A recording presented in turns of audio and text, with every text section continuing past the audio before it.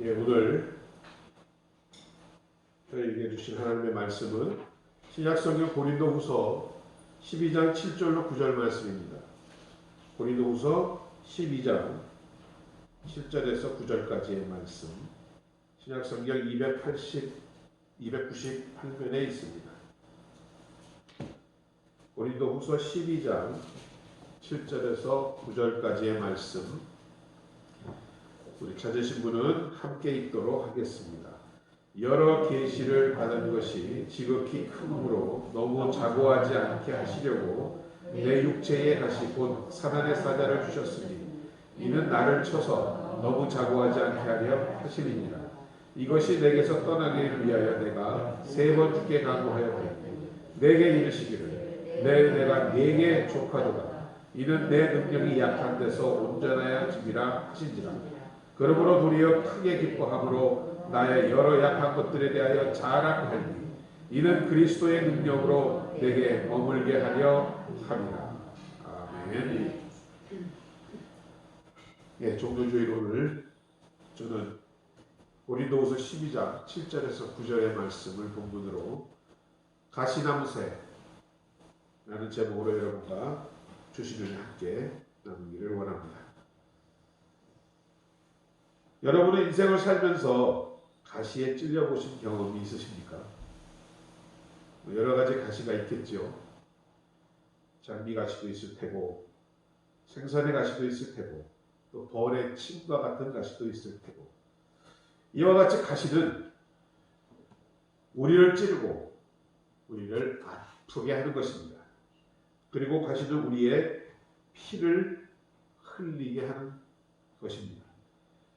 그래서 모든 인생의 고난을 많은 사람들이 가시와 비유하고는 합니다. 일단 가시에 찔리면 우리의 평범한 삶이 마비가 되고 우리는 고통 속으로 빠져들게 됩니다.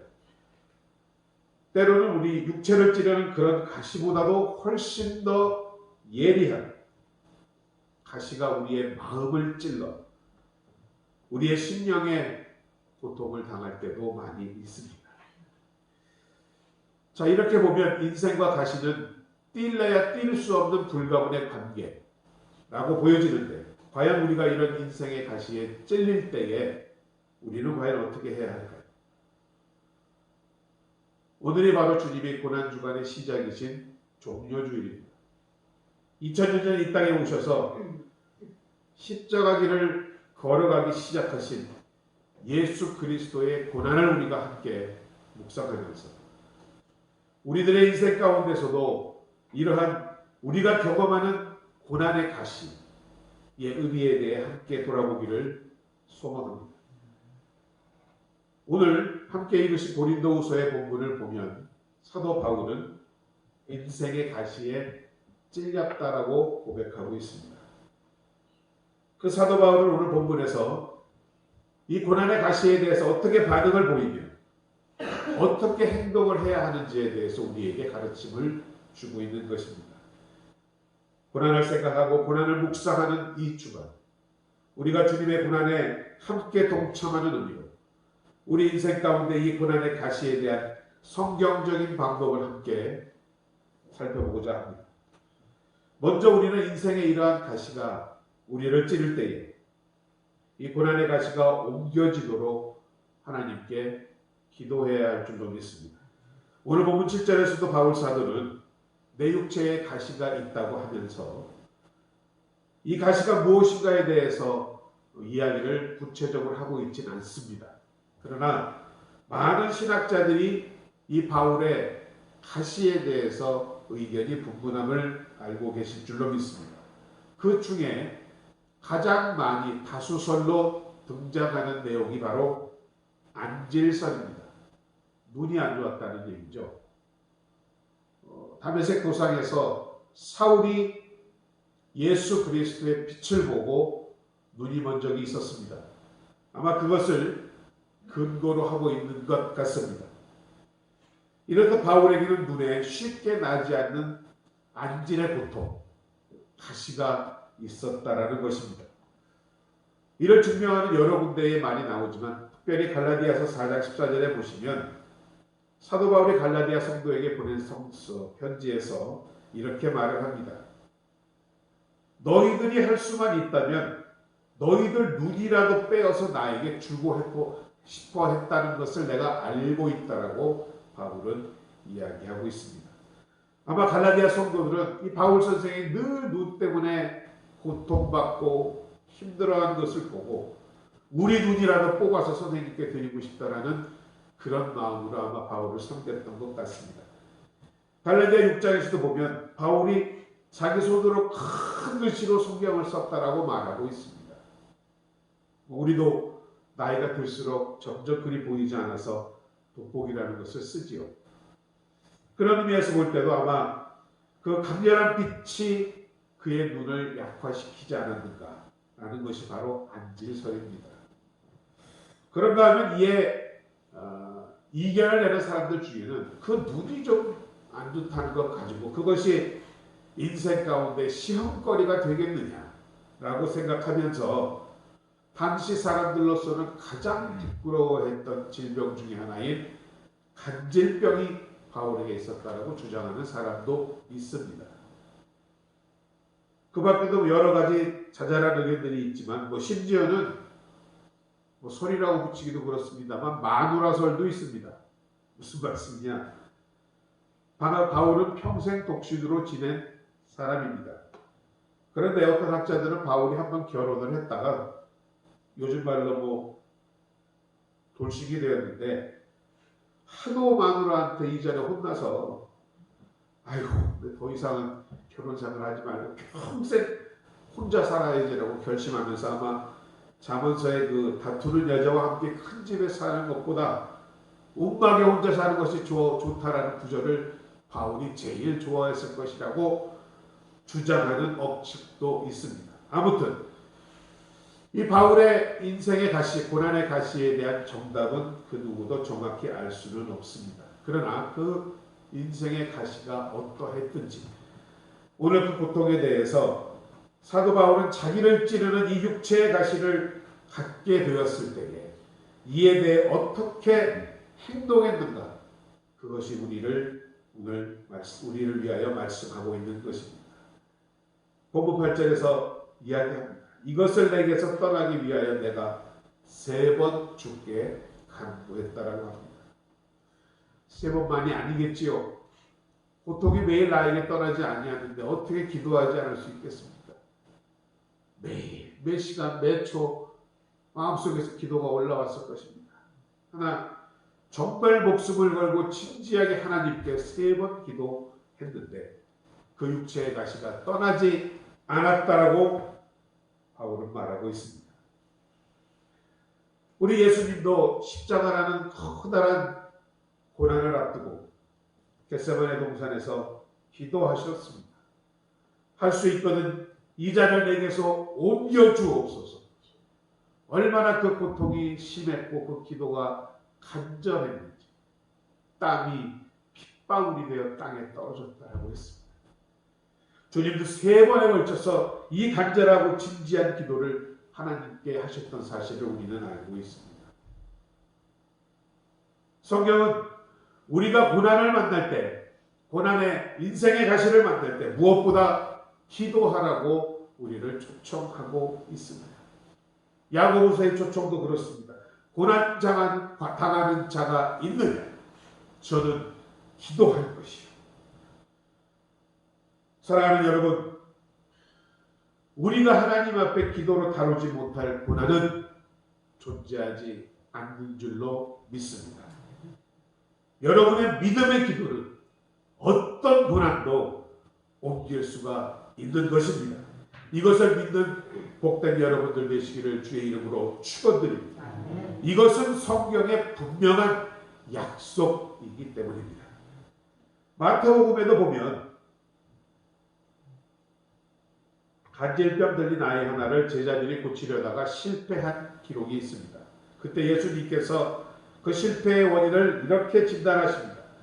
너희의 믿음이 적기 때문이다.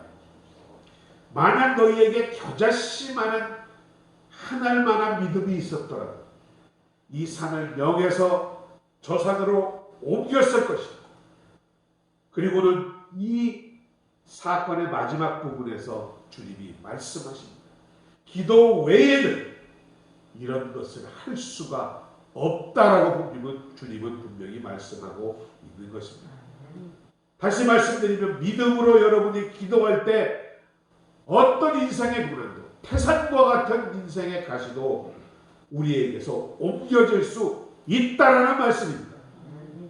특별히 그 고난 가운데 하나님의 목적이 들어있다면 그 기도는 더욱 확실하게 응답받게 될 줄로 믿습니다. 인생의 삶의 가운데서 우리는 뜻하지 않게 어느 날 갑자기 가시에 찔릴 경우가 있습니다. 괴롭히는 어떤 고난이 내 인생 속에 찾아올 때가 있습니다. 바로 여기서 바울은 이야기합니다. 그럴 때에 무엇을 할 것이냐? 주저하지 말고 기도하라. 기도의 능력을 믿고 나아가라. 전능하신 하나님을 믿고 기도할 때 돌파하지 못할 고난은 없다라고 바울은 분명히 말하고 있는 것입니다. 간질병이 들린 또 다른 아이의 기사를 마가복음에서 읽어보면 그 아이 아버지가 예수님 앞에 나와 이렇게 요청합니다. 선생님, 하실 수 있거든 내 아이를 고쳐주옵소서. 그때 여러분 예수님이 무엇이라고 말씀하셨습니까? 할 수 있거든이 무슨 말입니까? 믿는 자에게는 능치 못함이 없다라고 주님은 분명히 말씀하셨습니다. 여러분이 이러한 믿음으로 나아간다면 그 여러분의 믿음의 기도는 여러분의 고난을 즉시 옮길 줄로 믿습니다. 그런데 오늘 사도 바울도 3번 주님께 생명을 건 기도를 드렸지만 그 인생의 가시가 옮겨지지 않았습니다.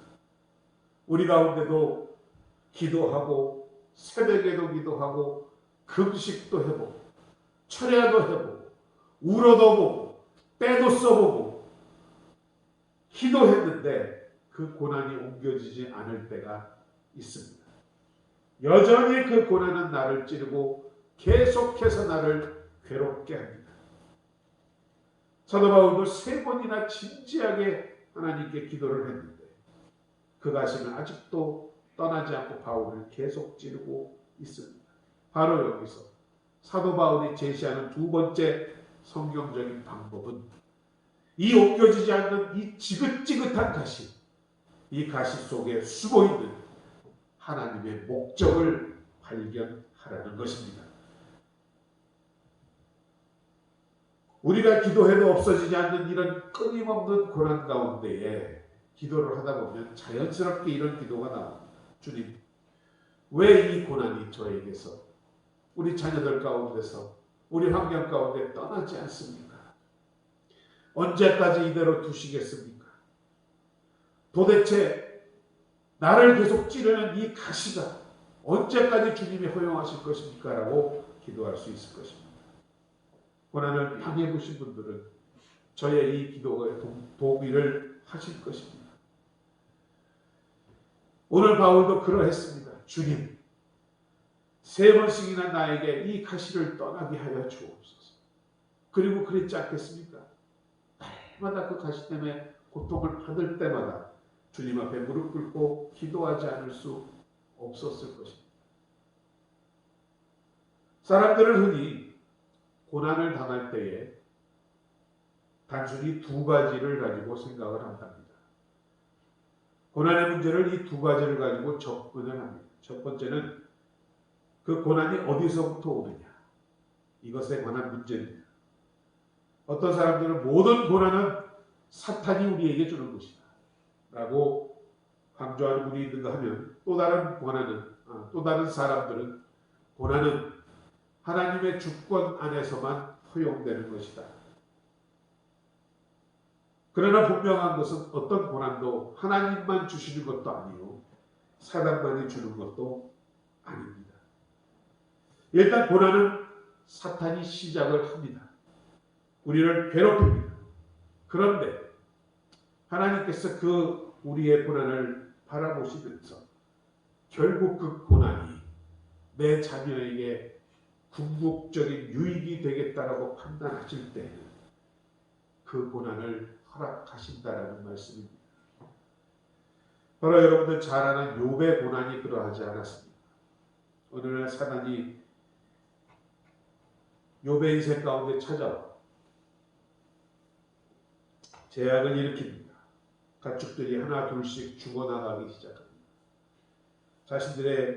자신의 재산이 사라지기 시작합니다. 자녀들을 차례로 죽임을 당합니다. 자신의 몸에는 질병이 생기고 기왓장을 가지고 몸을 긁어야만 그 고통을 이길 수 있는 극한 상황 가운데에 욥이 빠지게 됩니다. 자, 분명히 사탄이 이 고난 가시를 시작하였습니다. 그러나 더 중요한 것, 사탄은 그 고난, 우리에게 주는 고난을 자신의 마음대로 할 수 없다라는 말입니다. 하나님의 허락이 있어야만 하는 것이 바로 욥의 고난이었습니다. 이때 마귀가 하나님 앞에 나와서 욥을 참소합니다. 하나님, 세상 살기 편하니까 하나님 찬송하고 하나님께 순종하는 것이지 쫄딱 망해보세요. 욥도 마찬가지입니다. 라고 참소합니다. 사단의 욥에 대한 참소에 대해서 하나님은 욥을 알고 계셨습니다. 욥은 그러하지 않으리라고 믿으셨던 것입니다. 그래서 사단의 고난을 허락하셨던 것입니다. 지금 사도 바울에게도 어떻게 보면 드러나 있지는 않지만 욥과 같은 똑같은 상황이 될 수 있습니다. 오늘 7절을 다시 보면 이렇게 기록합니다. 여러 계시를 받은 것이 지극히 크므로 너무 자고하지 않게 하시려고 내 육체의 가시 곧 사탄의 사자를 내게 주셨다라고 바울이 말하고 있습니다. 하나님이 결국 허락하셨다라고 바울은 말하고 있는 것입니다. 그것은 왜? 하나님 보시기에 결코 그것은 사도 바울에게 손해가 되는 것이 아니라 유익이 되신다는 것을 판단하셨기 때문인 것입니다. 바로 이 하나님의 목적, 자녀들의 유익을 위하여 허락하시는, 고난을 허락하시는 하나님의 뜻을 바울이 깨달았던 것입니다. 나를 너무 자고하지 않게 하시려고 내 육체에 가시고 사단의 사자를 주셨으니 이는 나를 쳐서 너무 자고하지 않게 하려 하십니다. 2번씩이나 강조하고 있습니다. 바로 자신에게 이런 육체의 가시를 허락하신 하나님의 뜻은 나를 교만하지 않게 하시려고, 겸손하게 하시려고 이 고난의 가시를 내게 허용하셨다라는 하나님의 목적을 그는 깨닫고 있는 것입니다. 사도 바울이 어떤 사람이었습니까? 그의 고백대로 여러 계시를 받은 것이 지극히 큰 사람이었습니다.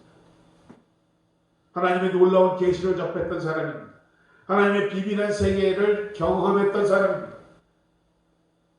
이 본문 직전에 고린도후서 12장 1절부터 6절을 보면 바울의 신비한 체험이 서술되어 있습니다. 어느 날 갑자기 자기가 몸 안에 있는지 몸 밖에 있는지 몸을 떠나는 유체 이탈의 경험을 해봅니다. 그것은 일종의 신비로운 체험이었습니다. 3층천 셋째 하늘나라에까지 올라가 하늘의 저 낙원을 준비하신, 예비하신 하나님의 낙원을 그는 보았습니다. 천국을 경험했던 것입니다. 이러한 신비로운 체험, 그에게는 놀라운 일이었고 감사할 일이었습니다. 우리도 신앙생활을 하다 보면 신비로운 체험을 할 때가 있습니다. 정말 이 신비롭고 놀라운 체험은 분명 우리의 신앙생활에 큰 도움을 줄 수 있습니다.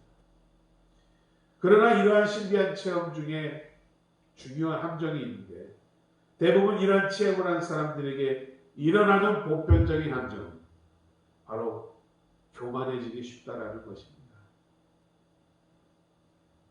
신비로운 체험도 여러분 중요하지만 저는 건강한 신앙생활을 하기 위해서는 말씀에 근거하는 신앙생활이어야 할 줄로 믿습니다.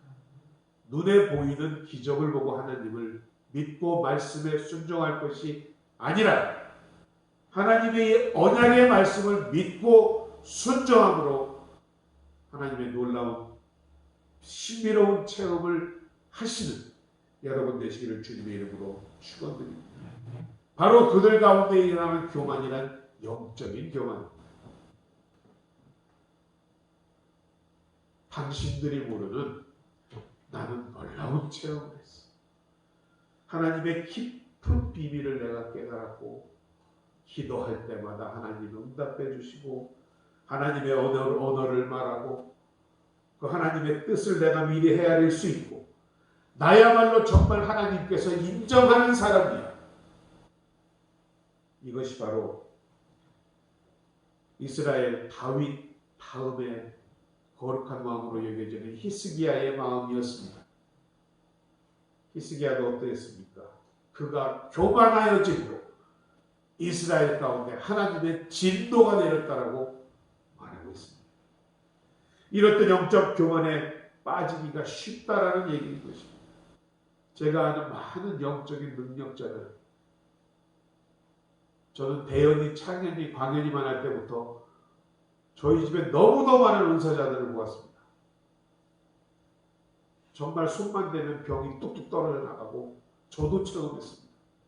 예언을 하고 그런데 그분들 중 지금까지 건강한 신앙생활을 하시는 분은 100명 중에 1명입니다.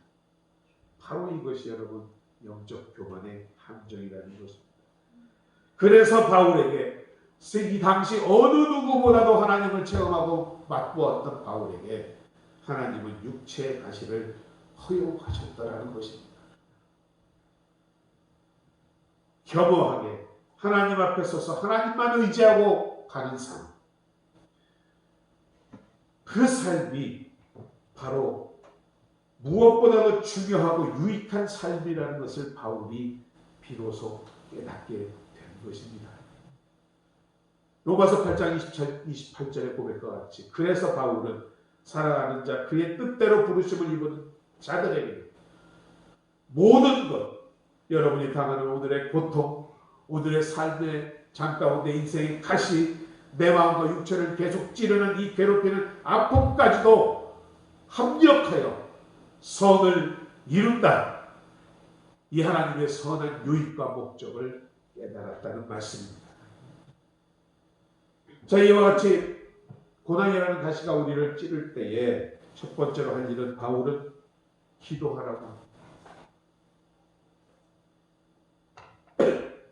그래도 그 가시가 옮겨지지 않거든. 두 번째로 그 옮겨지지 않는 가시를 통해서 하나님이 나에게 바라시고 원하시는 목적이 무엇인가를 깨달으라고 말합니다. 마지막으로 이 인생의 가시 앞에 우리가 해야 할 일은 바로 그 발견된 목적으로 인하여 하나님의 선하신 뜻으로 인하여 이 고난의 가시를 기쁨으로 받아들이라는 것입니다.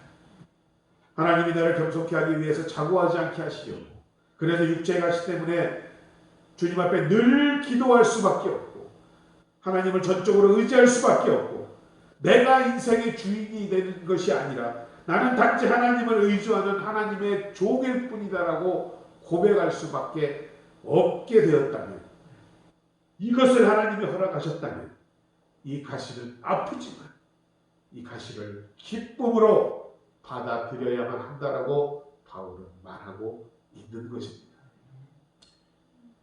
한국 사회에서 1970년도는 정말 한국 교회가 엄청나게 폭발적인 부흥을 한 시기였습니다. 경제개발계획과 함께 시작된 한국 교회의 부흥, 그 부흥을 이끈 많은 지금은 다 원로 목사님 돌아가시고 소천들 하시고도 했지만은 원로 목사님들이 계셨습니다. 저희 여의도 순복음교회만 해도 조용히 원로 목사님이 계셨습니다. 그분에게 가시는 무엇이었습니까? 폐병이었습니다.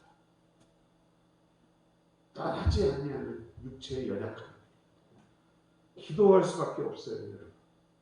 정말 여러분에게 육체의 질병이든 생활의 어려움, 환경의 어려움, 자녀의 문제, 그 문제들이 떠나기 위해 우리가 기도해야 하지만 그것이 떠나지 않는다 하여도 하나님이 정말 나를 이토록 사랑하시는구나. 나를 가진 선하신 목적이 있구나를 깨달으시고 이것을 기쁨으로 받아들이시는 여러분 되시기를 주님의 이름으로 축원드립니다.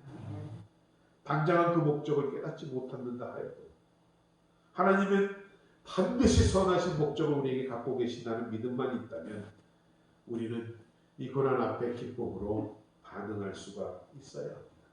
야고보서에서도 1장 2절을 보시면 말씀합니다.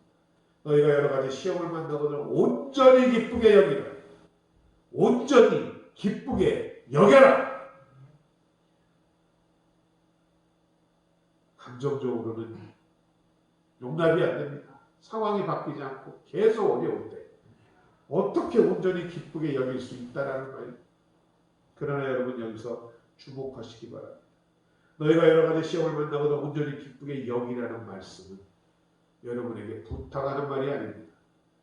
하나님의 명령입니다. 명령에는 순종해야 합니다. 그러면 내가 눈에 보이지 않고 손에 잡히지 않고 해결되는 것이 없을지라도 내 마음이 기쁘지 않을지라도 나는 기뻐야 되겠다고 의지적으로 여러분이 결단하셔야 한다라는 말씀입니다. 사도 바울도 고백합니다. 내게 이르시 9절에서 내게 이르시기를 내 은혜가 내게 족하도다. 이는 내 능력이 약한 데서 온전하여 집이라 하신지라. 이러므로 도리어 크게 기뻐하며 나의 여러 약한 것들에 대하여 내가 자랑하니 이는 그리스도의 능력으로 내게 머물게 하려 함이니라. 어떻게 계속 나를 찌르는 육체의 아픔이 있는데 기쁘겠습니까? 하지만 하나님의 명령이고 이것에 순종한다는 결단의 마음을 가지고 내가 기쁘다라고 선언하고 나가고 있는 것입니다. 고통은 아픔입니다. 가시는 우리를 찌르는 것입니다. 그러나 바울이 엎드려 깊이 기도하면서 드디어 하나님의 목적을 붙잡았습니다.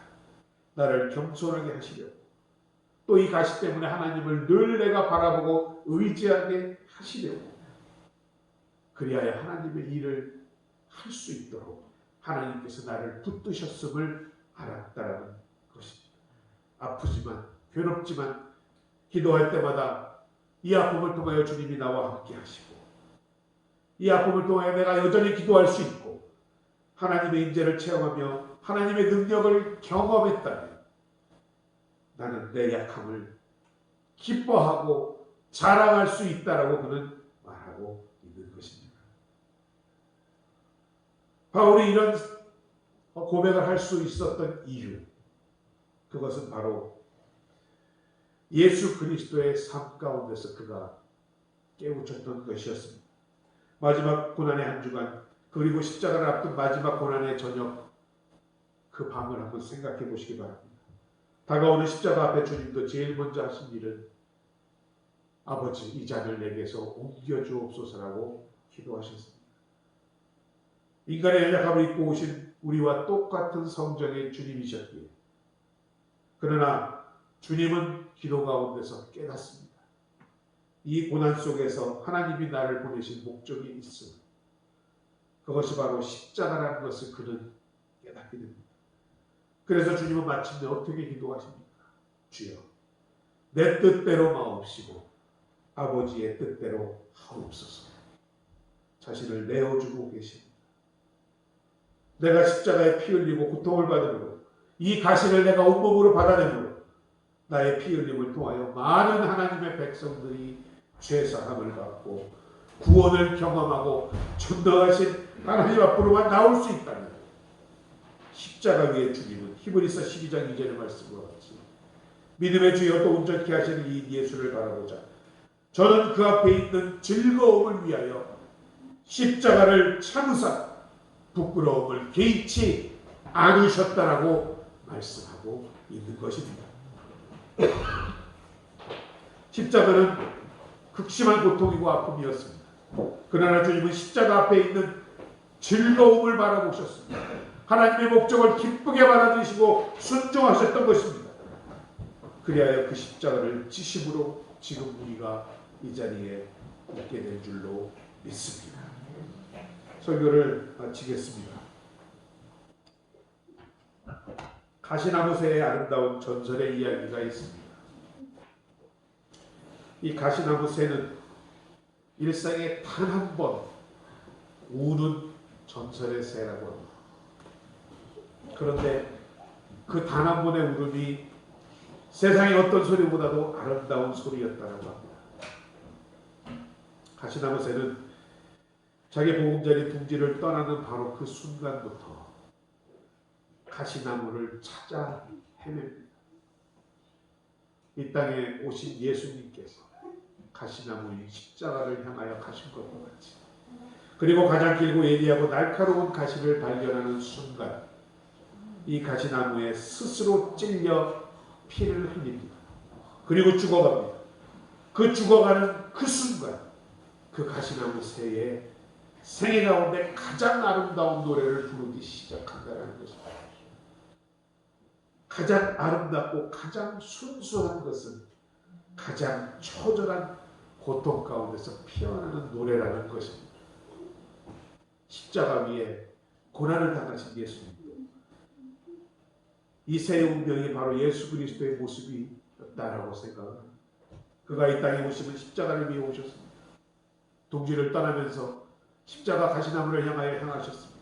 십자가에 찔리기 위하여, 이 가시나무에 그가 부딪혀 찔려 피를 흘리기 위하여, 그리고 그 피에 찔려 죽어가면서 부를 가장 아름다운 노래, 그 노래를 위하여 십자가의 마지막 순간에 주님께서는 그 노래를 부르셨던 것입니다. 다 이루었다, 이 한마디의 노래를 위해 십자가에 피 흘려 돌아가신 바로 그가 바로 가시나무의 찔림으로 말미암아 저와 여러분의 인생 가운데 오늘의 구원이, 생명이 우리 가운데 있게 된 줄로 믿습니다. 내 속에 내가 너무도 많아 당신의 쉴 곳 없네. 내 속에 헛된 바람들로 당신의 편할 곳이 없네. 바람만 불면 외롭고 또 괴로워 슬픈 노래를 부르는 날이 많았는데 내 속에 내가 너무도 많아서 당신의 쉴 곳 없네. 오늘 설교의 제목과 같이 가시나무 새라는 가수 하덕규의 노래 중 가사입니다. 이 노래를 하던 가수 하덕규, 내 속에 내가 너무도 많아 쉴 곳을 찾지 못하던 그 하덕규, 그는 예수 그리스도를 영접하고 세상의 박수를 받는 가수를 버리고 주님을 찬양하는 일에 자신의 인생을 바친 새로운 노래를 부르기 시작했습니다.